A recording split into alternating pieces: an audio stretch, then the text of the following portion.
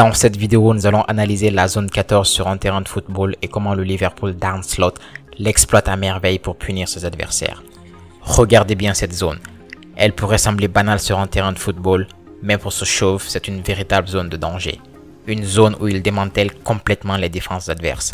Et lorsque l'on observe ces stratégies audacieuses, on comprend aisément pourquoi Liverpool a fait appel à lui.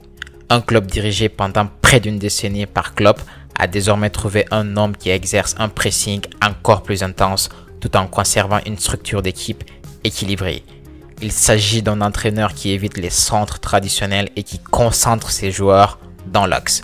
Inspiré par le grand Pep Guardiola et notre ami De Zerbi, son approche tactique est d'une fluidité telle qu'elle crée spontanément des espaces.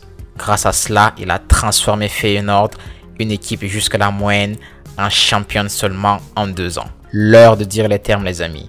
Avec le recrutement de Wirtz et le mercato XXL de Liverpool, je ne serais pas étonné que les Reds soient un contender sérieux au back-to-back en Premier League. Alors, sous Klopp, Liverpool adoptait presque systématiquement une formation en 4-3-3, emblématique d'ailleurs, où, mis à part les défenseurs centraux et le milieu défensif, tous les joueurs évoluaient très haut sur le terrain. Plutôt que de privilégier la possession longue, la philosophie de Klopp reposait sur un principe clair: récupérer le ballon et attaquer sans relâche, le fameux gegenpressing, la famille.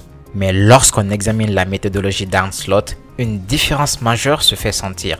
Là où le jeu de Klopp misait sur la vitesse et l'intensité, Slot propose une approche plus posée, plus réfléchie.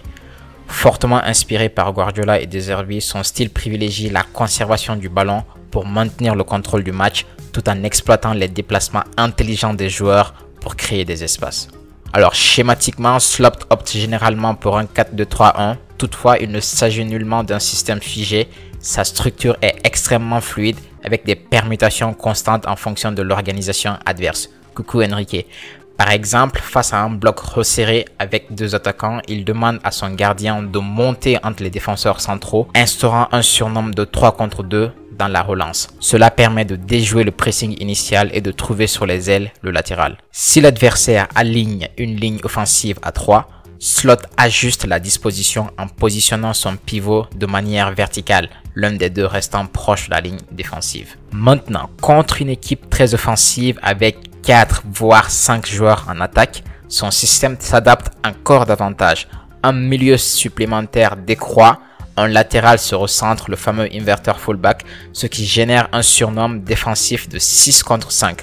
Cette supériorité force les adversaires à se regrouper d'un côté, libérant ainsi le latéral opposé. Toutefois, une passe directe vers lui peut être interceptée par un repli rapide adverse. Du coup, pour pallier à cette situation-là, Slot emploie à l'instar de De Zerbi une stratégie intéressante. Si le gardien souhaite transmettre le ballon au latéral, il passe d'abord au défenseur central qui enchaîne rapidement avec un milieu proche. Cette séquence attire le pressing adverse sur ces joueurs-là, isolant le latéral pour une réception en profondeur et une exploitation optimale de l'espace. Dans la phase offensive, Slot estime qu'un centre depuis les côtés offre très peu de chances de succès.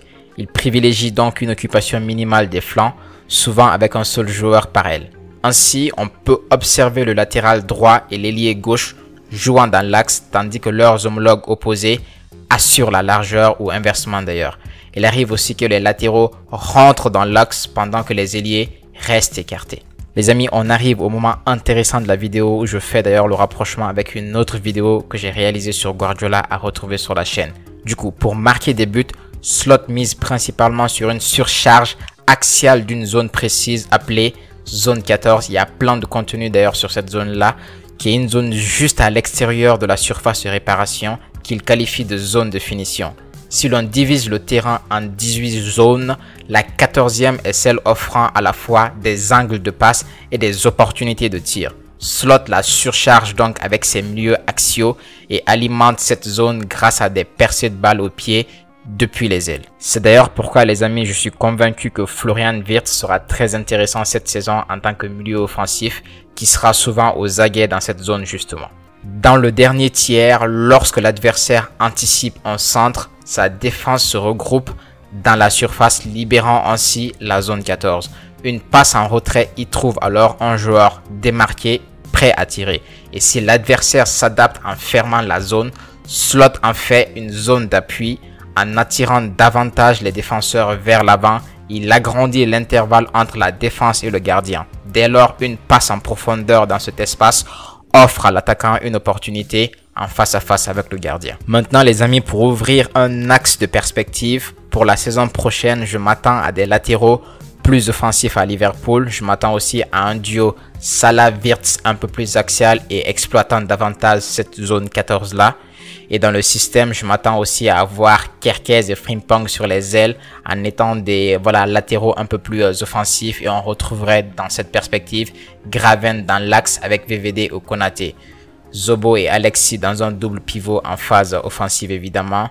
Un 9 qui décroche et participe au jeu comme on peut voir le cas avec Jota, Luis Diaz ou alors Gakpo. En toute franchise les amis, Liverpool peut faire le back-to-back pour moi et on a encore une saison entière pour pouvoir le confirmer ou l'infirmer. De mon point de vue, ça va être très intéressant à suivre. Merci d'avoir regardé cette vidéo les amis, j'espère qu'elle vous aura plu. On est sur le comeback, abonnez-vous en attendant la prochaine vidéo. Prenez soin de vous la famille, ciao.